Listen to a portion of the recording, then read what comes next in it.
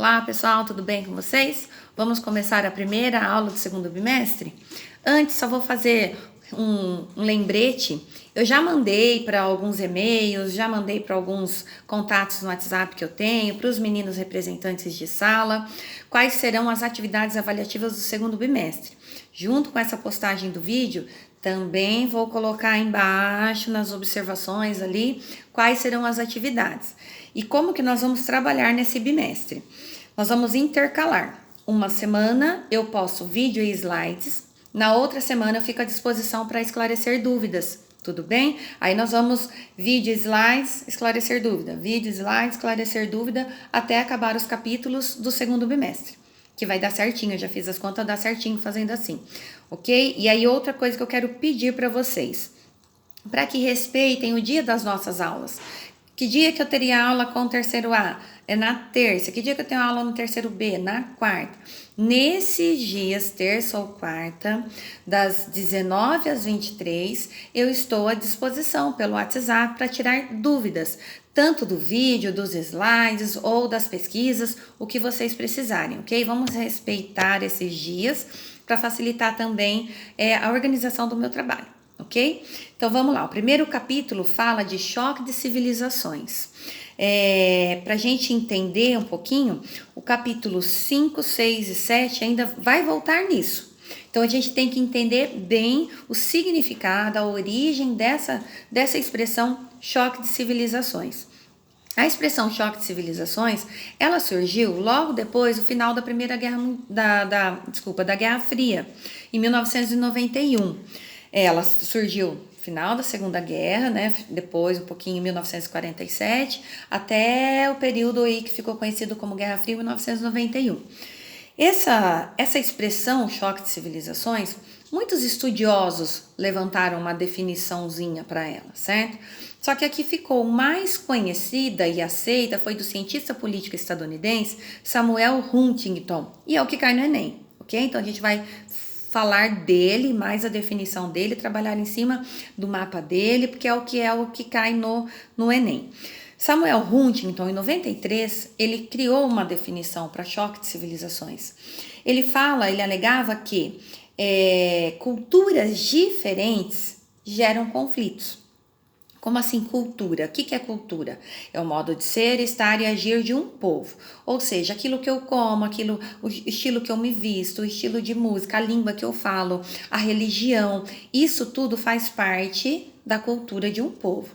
O que Samuel Huntington fez? Analisando as culturas da civilização mundial, ele chegou à conclusão que aí ele criou uma regionalização, a gente volta lá no capítulo 1, qual o critério, né, de culturas parecidas. Ele regionalizou o mundo em 9 civilizações, observando cultura semelhante, uma civilização. Cultura semelhante, outra civilização. Ele chegou-se a 9 civilizações. E diante dessas 9 civilizações, ele alega que tudo aquilo que é diferente de mim, eu não aceito e gera-se conflitos. As civilizações que mais dão o que falar, a civilização ocidental da oriental, que depois eu quero que vocês observem o mapa que eu coloquei no slide 9, certo?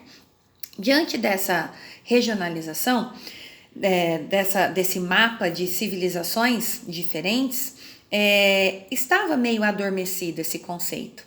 Até que veio os atentados de 11 de setembro de 2001, Estados Unidos. Ficou muito famoso o atentado às Torres Gêmeas. Lembrando que não foram só as Torres Gêmeas que foram atingidas no dia 11 de setembro de 2001. O Pentágono também foi atingido e era para ter sido atingida a Casa Branca, que esse avião foi desviado e caiu na Pensilvânia. Ou seja, os maiores símbolos estadunidenses estavam no alvo da Al-Qaeda, um grupo terrorista comandado aí por Osama Bin Laden. E ele assumiu depois a autoria do atentado. E aí ficou mais uma vez assim muito forte o Ocidente contra o Oriente, né? As civilizações ocidentais e contra a ocidental contra a oriental. Osama Bin Laden foi capturado e morto dia 1º de maio de 2011. praticamente aí 10 anos depois, pela Marinha estadunidense. Quem estava então em 2011 no comando, na presidência dos Estados Unidos, né, Barack Obama, ele veio a público falando que Osama Bin Laden tinha sido capturado e tinha sido morto com um tiro na cabeça, não quis falar, mostrar imagens, para mais uma vez não gerar aí novos choques de civilizações, mais conflitos, etc, etc, ok? Samuel Huntington, partindo desse princípio que culturas diferentes geram conflitos, qual que era a maior crítica dele, e aí eu tô com ele nessa crítica. A crítica com relação ao Conselho de Segurança da ONU. Vamos voltar um pouquinho. O que é a ONU? A ONU foi criada logo após que terminou a Segunda Guerra Mundial para combater aí, para garantir a paz mundial. Inicialmente era só esse objetivo, garantir a paz. Depois, quando mais países foram ingressando na ONU, os objetivos foram sendo ampliados. Só que aí várias agências foram criadas, a gente já falou disso. Para cuidar da educação mundial, a agência da Unesco, para cuidar da justiça mundial, Tribunal de Haia, para cuidar da alimentação, a FAO e assim por diante. Uma que está sendo muito falado agora também, né?